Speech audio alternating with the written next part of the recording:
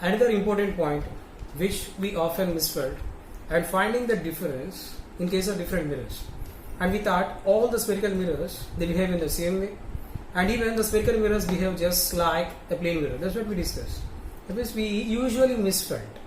But here the point is the nature of the material is same. The laws which we use in the reflection they are also same, but based on the orientation of the mirror surfaces, their properties are going to be changed. So here basically we are going to get two different types of spherical mirrors. The first one is convex mirror and second one is concave mirror. So these are the two different mirrors we used to get in this reflection chart. So for this, in case of plane mirror, that is very important, it is a plane surface. Generally what we used to discuss in case of this reflection, we again and again we are going to get a point radius of curvature. So we can simply say the radius of curvature for a very plane surface, it is infinite. For that, so that point we can extend here also. The radius of curvature of a plane mirror is infinite. Then what about the remaining one? In case of this spherical mirrors, we definitely have to mention what is the radius of curvature for the mirrors also, and what is the focal point. So we are having different elements for the spherical mirrors. In this video, we will discuss all those elements, how these elements helpful for us for drawing the ray diagrams and for evaluating any problems. Okay, we will discuss in this class. First thing is, the first one is concave, and second one is convex. First one is concave mirror and second one is convex mirror. How we can differentiate a mirror as concave and convex? That is the primary. So here, look at the first one, concave mirror. This particular portion, this is cave. This is cave. What is the meaning of cave? Cave and a simple entity. It is Guha. So that means if we are passing into the cave, that means if the light is passing into the cave, then we can say that type of mirror as concave mirror. That is clear. For example, as we said, all these mirrors, they are extracted from spherical bodies. It is a spherical body. So every circle or every sphere, it has a center. Every circle or every sphere, it has a center C, and from this center to the circumference of the circle or sphere, we can simply call it as radius of curvature R. Am I clear? This is center. In case of two-dimensional, we can simply call it as circle. In case of three-dimensional, we can simply call it as sphere. No matter that may be a circle or a sphere, two quantities are common. What is that? The first one is center and second one is radius of curvature. For example, if I am extracting this particular portion and if I am extracting this particular portion, then what are the things we are going to get here? This one and again this one. Just a portion. We are extracting a small portion. Okay. If you polish outside, so these lines represent polishing.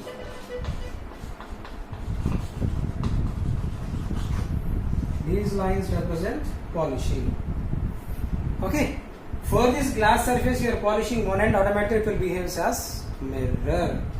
For example, if you polish inwards like this, so this is also polishing. Now polishing inside.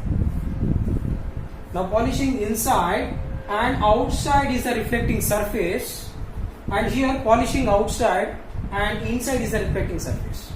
And let us also here, if light is moving like this, light is moving like this, then what is going to happen? It is moving into a cave. Into a cave. So that what we can say it as? It is concave mirror. Very good. This is concave. And what about this? Light can't pass through this. Light can pass like this onto the circumference of the circle. So this mirror is called convex mirror. Clear? Okay, no matter either that may be a concave or a convex, it doesn't matter. That may be a concave mirror or convex mirror. Both these mirrors are extracted from a single surface. What is that? From the sphere. So from the sphere itself we extract. So that is the reason why two quantities are common for this and two quantities are common for this one also. What are those? So this surface is extracted from this, so that even it is a portion, if you extend, automatically it will turn into a circle. The meaning of that one is it is a circular surface. So it is having a center which is similar to this. Is it clear? It is having a center. If you place the same surface here, automatically this C will coincide with this C. Okay. So just like this one is also having a center. Okay. And another point is, from the center, if you draw a line like this. Okay, up to here. Is clear, right? Okay, we'll move on to the next. Let's consider a concave mirror. A concave mirror.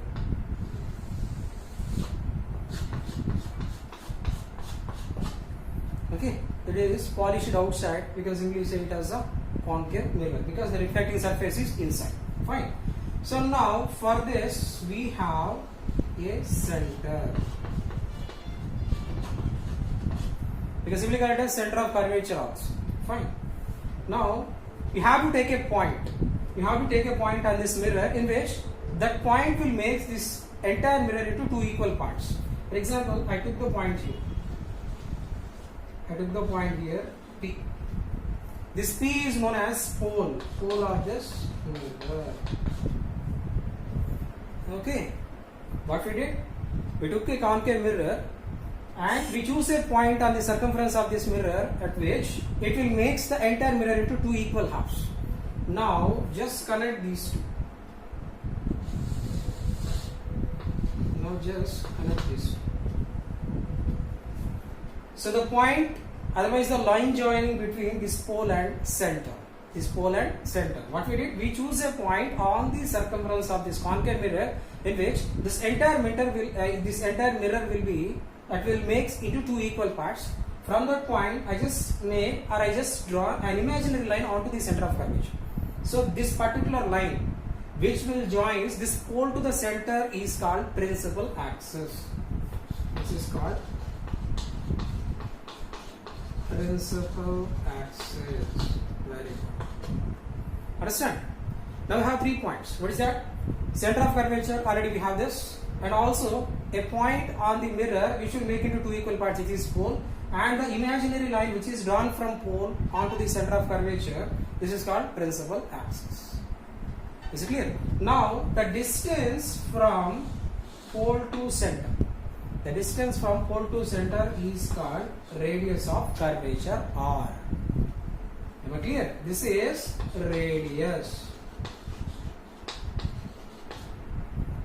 This is called radius. Okay. Now totally how many points we got here? 3 points. First one is center of curvature, and second one is pole on the mirror. This is very important. Pole should be on the mirror, and center is inside that mirror. That means away from that mirror, and it should be inscribed in the circular path. That's what we have to discuss. And also an imaginary line which is drawn from pole onto the center of curvature, known as principal axis. And the distance between this pole and center of curvature, we can simply call it as radius of curvature. Am I clear? And we have one more point, very important point. In general cases, in normal calculation part, we used to take directly the midpoint of pole and center. The midpoint of pole and center is called focus. Am I clear? Now we have total 4 points. First is pole, second one is center, third one is focus, and fourth one is principal axis. Is it clear? Now the distance between pole and center of curvature, we can simply call it as radius of curvature. And focus is a point, exactly the midpoint between pole and center of curvature. The distance between pole and center is R, and the distance from pole to focus is small f. It can be represented by small f, known as focal length, which is known as focal length. Then what about this here? What is the value of this focal length? We can simply take it as the focal length f is equal to R by 2. Focal length f is equal to exactly the half of the radius of curvature. So we can simply say it as focal length is equal to radius of curvature divided by 2. That's it. Just take a plane mirror. In case of the plane mirror, how the rays behave? For example, just consider, let us for taking for an example, a plane mirror. So this is a glass surface. If you polish this side, it acts as a mirror. Now the point is, a light ray is falling like this. A light ray is falling like this. What we can call it as? It is incident ray. You can simply call it as incident ray. Incident in the sense it is falling. Okay. Now we need to find what is the angle of incidence here. That is very, very important. So angle of incidence. What we thought is, every time we will misfelt here, we thought this horizontal surface will create some angle. So simply what we thought, this particular one is the angle of incidence, that's what we felt. But actually that is not at all case. Even in the trigonometric part also, in mathematics you will get in trigonometry also, this y-axis it will plays a vital role. Because 0 degrees and also 180 degrees and also 360 again. In that particular case there will be no change at all. Any function, there will be no change. That function remains in that function only. What about 90 and 270? Whenever an angle is varying in between 90 and also 270, by that case what is going to happen? We will get the reciprocal of that particular function. That is an important one. That's why here also we have to take a vertical line. Very, very, very important. We have to take a vertical line. So just draw a 90 degrees line onto the surface. Say normal. Now this one is normal. What is this line? This line we can simply call it as normal. So normal is a line which is drawn onto any surface with an angle of 90 degrees. Now see, this particular angle is 90 degrees. For this surface, this line is 90 degrees apart. That's why we can simply call it as normal. Now the angle made by the incident ray with respect to this normal is called angle of incidence I. Am I clear now? Angle of incidence means not this. Angle of incidence means the angle made by the incident ray with respect to this normal. This one is called angle of incidence. Is it clear? Just note down clearly, not this one. This one is the angle of incidence. And the next one is, after falling onto this surface, because it is a reflecting surface and backside we are having opaque, automatically this light ray will reflect. Otherwise it will bounce back into the same media. This phenomenon is called reflection only. That's why it will move like this. Is it clear? The light ray will move like this. Now this is called as reflected ray. This is called reflected ray. And this ray is also making two angles here. One is with the horizontal, second one is with the normal. Which one we have to take? We have to take the angle which is made with respect to this particular normal. Now this one is angle R, known as angle of reflection. I pronounce once again, angle of reflection. It is not refraction. That is another case. This is angle of reflection. So as per law of reflection, what is that? Angle I must be equal to angle R. Angle I must be equal to angle R. This is the first law of reflection. So that it must satisfied by this. When a light ray incident on a surface, automatically it will bounce back. See, clearly observe the direction of the arrow marks. It is coming onto the surface, it is moving away from the surface. That's what we have to discuss. Okay. So this is for the plane mirror. Then what about the spherical mirrors? Okay, sir. If it is reflection and it is common for both, either that may be a plane one or a spherical one, it should be common. So now what we have to decide, the same law is applicable for the concave surface, that means spherical surface or not. We have to decide that one, we have to prove that one. Okay, we will move on to that next one. Just note down this, the incident and reflected rays path in case of a normal plane mirror. Note down this, we will move on to the next one. Okay, fine. Now let us take a concave mirror. And for this mirror, as we learned, this particular point is, yes, this is pole. And this point is center. And just now we discussed the lines which are drawn from the center onto the circumference of any spherical surface is called a normal.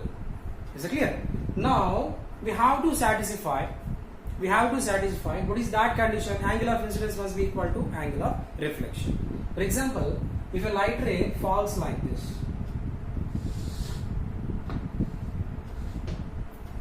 a light ray falls onto this mirror like this. Now what is the angle of incidence? So how to find the angle of incidence? We require a normal. So how to draw a normal? The line which is drawn from the center onto the circumference is called normal. Draw a line from here.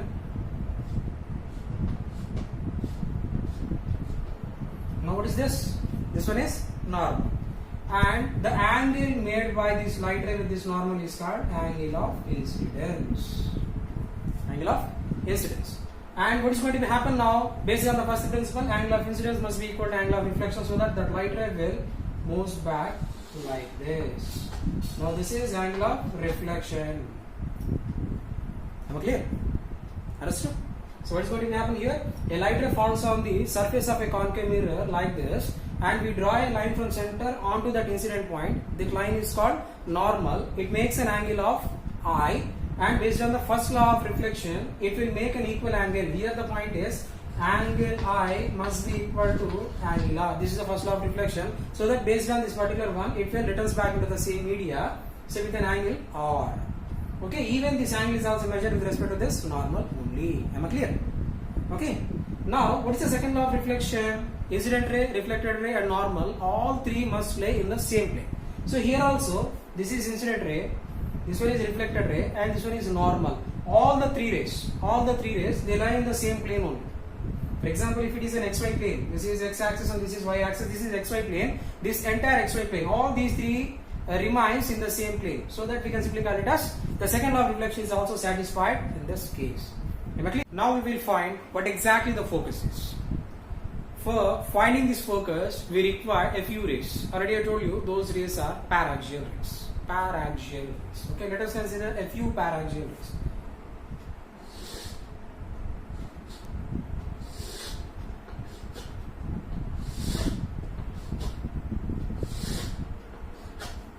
Okay. So the light rays which are parallel to the principal axis and which are moving very nearby to the principal axis, we can simply call them as paraxial rays. So these rays are called paraxial rays. Note down this one also, paraxial rays. Now, as per first law of reflection, every light ray which is incident on the mirror, now this one is normal, they will bounce back.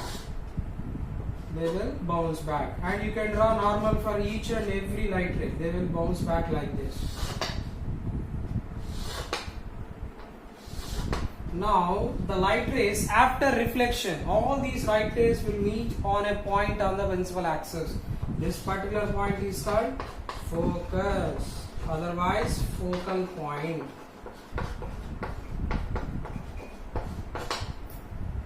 Is it clear? So what we did here, we choose a small size concave mirror and we passed a few paraxial rays onto the concave mirror. After reflection, all these light rays join together. We can simply use one more important point known as converge to a particular point, and that point is known as focal point, otherwise focus. So like this we can find focus. Okay guys, I think you got some idea about the chapter and how these elements they are performing in the formation of an image and while we are performing any problem.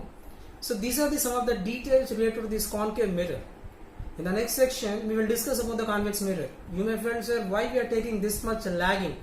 Because without having proper knowledge on this particular concept, on the basics of this reflection chapter, and you are not in a position to understand the remaining concepts, either refraction or whatever it is. So this is the base. Properties of light and properties of the mirrors and how the laws of reflection are going to be happen and how they are working on different mirrors. Each and every elements you have to discuss. That's why I am giving this much clear explanation on this very small concept. Okay, just understand all the points and note down all the points whatever I told previously on the board, and then just practice a little, and we will discuss remaining part about the convex mirror in the next video. And then we will move on to the ray diagrams and we will move on to some problems. What are the problems? The numericals we are going to get in this particular chapter. And without solving also, by simply saying this, for example, if you are going for any objective examination, without solving the numerical part completely, I will give you some hints. Directly, by observing that, you can analyze which is the exact answer for this. I will make you sure and how to identify which one is the answer and how we can say this none option will be there, none of these. directly we can move on to the none option also. So how to move, sir, without doing all these calculations? I will give all the clear explanation in the next video. Okay, till then, please visit the video till the end and note down all the important points. Have a good day. Thank you. This is Casey signing out.